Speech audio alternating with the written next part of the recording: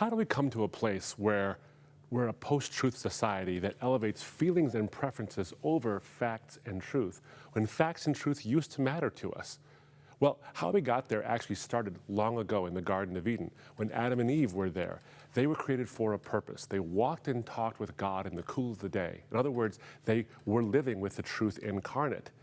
And they were told one thing: do not eat of a certain tree of the knowledge of good and evil, for the day you eat of it, you shall surely die. And who knows how long they lived with that command without any temptation whatsoever. But Satan comes along and he misquotes God, and then Adam and Eve misquote God back, and so the truth really isn't in them, and then that's when Satan knows he has them. He plays on their preferences, and their preference is not to be with God, which was their purpose, but their preference was to be God. In other words, human autonomy is part of the human condition. We want to be autonomous, but not free. That's as old as humanity itself. And so the seeds of a post-truth culture were planted in the Garden of Eden, and today they're a fully blossomed tree with its own fruit. What do I mean by autonomy? You see, oftentimes you can judge the health of a culture by by the virtues it claims to be foundational to its culture. And that's, of course, Os Guinness says that. So the foundational virtue in Western culture is freedom. We talk about it all the time. Our movies are all about winning freedom. But we stopped talking about freedom some time ago, and we started talking about autonomy without realizing it. In other words, we've used freedom and autonomy as if they're synonyms. Well, they're not synonyms. Autonomy comes from two Greek words: autos, meaning self, and nomos, meaning law. So when you are autonomous, you are a law unto yourself. In other words, there are no boundaries to you. You can be, say, think, act, or do whatever you want whenever you want to do them.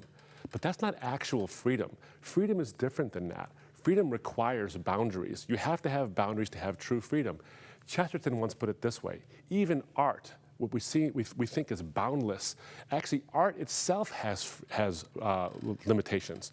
He says the essence of every picture, after all, is the frame. You may think you are free to draw a giraffe with a short neck, only to find that you are not free to draw a giraffe at all. You may free a tiger from his bars, but you are not able to free a tiger from his stripes. You may find you have freedom from being a tiger at all. In other words, whenever facts come into play, whenever truth is in play, there are always boundaries, and freedom is linked to truth. How do I know this? Jesus himself says this. In John chapter 8, verses 31 and following, he says, "You will know the truth, and the truth will set you free." And then he says something interesting. Just a few verses later, he says that who the Son sets free will be free indeed. So if you know the truth will set you free, and the Son will set you free indeed. In other words, the Son is the truth. Now, why do I believe him when he says that? He says there are certain freedoms that are linked to truth. The truth is what you were made to be. You were made as a creature in God's image to be with God. That is the purpose for which you were created.